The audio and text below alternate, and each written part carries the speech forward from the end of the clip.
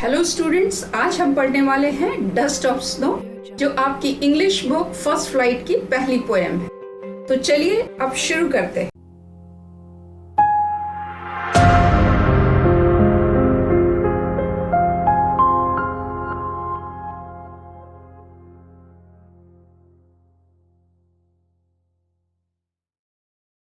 Dust of Snow. Dust of Snow is a small poem written by famous American poet Robert Frost, 1874 to 1963. This poem is set on wintry day. In the first stanza, the poet describes a simple natural happening. The snowy flakes have covered the top of the trees, and the poet is standing under a hemlock tree. अब मैं आपको Robert Frost के बारे में बताती हूँ। Robert Frost का जन्म यूनाइटेड स्टेट ऑफ अमेरिका के सैन फ्रांसिस्को, कैलिफोर्निया में हुआ था। उनको अपनी पोइट्री का बहुत ज़्यादा रिकग्निशन अमेरिका में नहीं मिल पाया, तो उसके बाद उन्होंने एक निर्णय लिया। वो अपनी वाइफ और 4 बच्चों के साथ 1912 में इंग्लैंड चले गए, और इस तरह इंग्लैंड जाने पर उनके पोइट्री को एक नया आयाम मिला। बच्चों, आप सब लोग जानते हैं कि बहुत से पोएट्स ने चिड़ियों और पेड़ पौधों तथा जानवरों को लेकर कविताएं लिखी, जिसमें नाइटिंगेल, कलरफुल स्पैरोज, पीकॉक्स इत्यादि हैं। लेकिन शायद ही किसी पोएट ने क्रो को लेकर पोएम लिखा। तो इस छोटी सी पोएम में हम लोग क्रो और हेमलॉक ट्री के बारे में पढ़ेंगे। ये एक सिंबॉलिक पोएम है, और मैं आपको बता दूं कि हेमलॉक ट्री एक पॉइजनस ट्री है जिसपे सफ़ेद रंग के फूल खिलते हैं। When we think of crow, the image of an ugly creature with harsh and noisy voice comes to our mind. The crow is a symbol of ill omen, and the hemlock tree associated with person are not auspicious things. However, in the second stanza, the falling of snowy flakes and the scene leave a tremendous effect on the mental state and mood of the poet. तो इस तरह poem की शुरुआत होती है।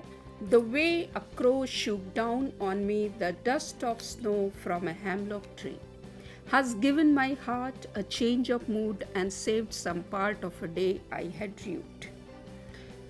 Shook down. Shook is the second form of shake. Shake आपको पता है, हिलाना, okay? Move. So shook down means the crow actually is sitting on a hemlock tree, and hemlock tree is a poisonous tree which is symbolic of dark shades of life. Actually, Robert Frost was in pensive mood, was in sad mood due to some undesired reasons, and he was going to spoil the whole of his day. Luckily, he came across the hemlock tree and he stood under it. He was just while standing under the hemlock tree, he looked up and found that there was a crow sitting on the hemlock tree. The crow, as usual, shakes himself, and the snowflakes, the dust of the snow, fell upon him. As the snowflakes fall upon him, the mood which the poet had ruined, the half part of the day was just ruined because of his saddened mood, suddenly changed. So this snowflake was responsible for changing the mood of the poet. The dust of snow from a hemlock tree means hemlock tree was absolutely covered with snowflakes, powdery form of snow, right? So the crow was shaking its body, and because of its movement, the snowflakes, the powdery snow, fell upon the poet, who was standing right under the tree. Hemlock tree is again symbolic of gloominess, dark shade of life, shadowy shade of life, which says that the poet was not in happy mood. He was in gloomy temperament. He was gloomy and he had already spoiled the half part of his day. But as the snowy flake fell upon him, his mood suddenly changed, and now he was looking forward to the hopefulness, looking forward to the opportunistic approach towards his life. Has given my heart a change of mood. Here the poet wants to say that because of these snowflakes, my mood changed, and now I am happy that I have saved the remaining part of the day by being delighted and saved some part of a day I had rued. I had rued. Rued means he had already ruined the half part of his day. I hope you have understood the poem. The rhyming words, as you can find, you must be knowing, you have already been taught in junior classes. Crow, snow. Similar, the words having similar sound are called rhyming words. So crow is rhyming with snow, me with tree, heart with part, and mood with rude. So rhyming words are very clear. A, B, A, B, C, D, C, D. Now I must tell you about some technical part of this poem, Dust of Snow by Robert Frost, which we can say that we are going to understand the poetic devices used by the poet in this poem. First of all, let me explain about the imagery which has been used by the poet. Dust of snow. This phrase, dust of snow, you can see in the third line of the first stanza, falling on the poet, which depicts the positive effect of nature on the poet. So this is the imagination, the imagery the poet has used in the third line of the first stanza. Now another poetic device is the use of alliteration.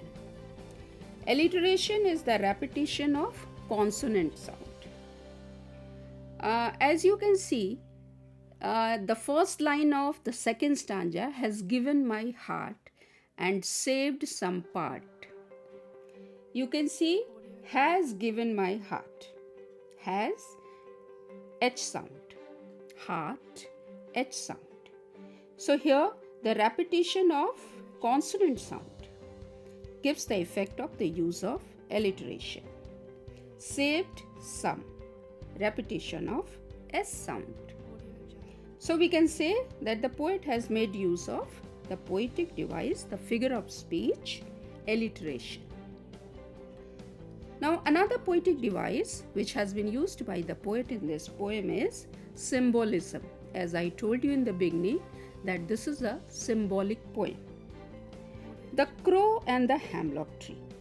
These two. The poet has used these two as a symbol to show the emotions like dejection, gloom, and depression. The poet in the beginning of the poem, the poet was quite depressed. He was in his gloomy mood. He was feeling dejected. So here the poet has made use of symbolism by using hemlock tree and crow. Hemlock tree is a symbol of death, which shows that the poet was in his dejected mood. Which the poet has made use of is enjambment. Now let me tell you what is enjambment. When the same sentence continues to the next line without the use of any punctuation marks, it is called enjambment. You can see, children, that there are 4 lines in both the stanzas and without any punctuation marks. The poet has used 4 lines, ended it, and started with the second stanza without any punctuation marks. So we can have the example of enjambment. The next poetic device used by the poet is metaphor. Here the poet uses the device of metaphor in the third line of the first stanza, the dust of snow.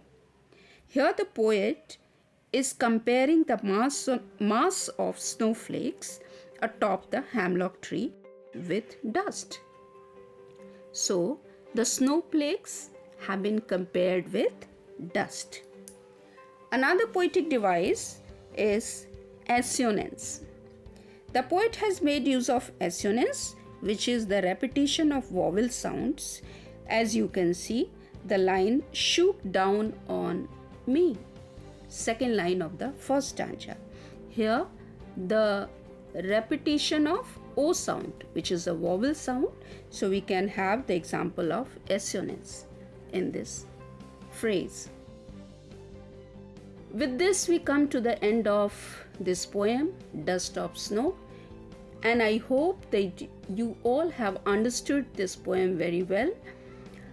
Children, always remember that when you are studying any poem, it's very, very essential for you all to understand it well, and not only the meaning of the lines, but also to understand the poetic devices which have been used by the poet, the imagery, the symbolism, all that the poet has made use of.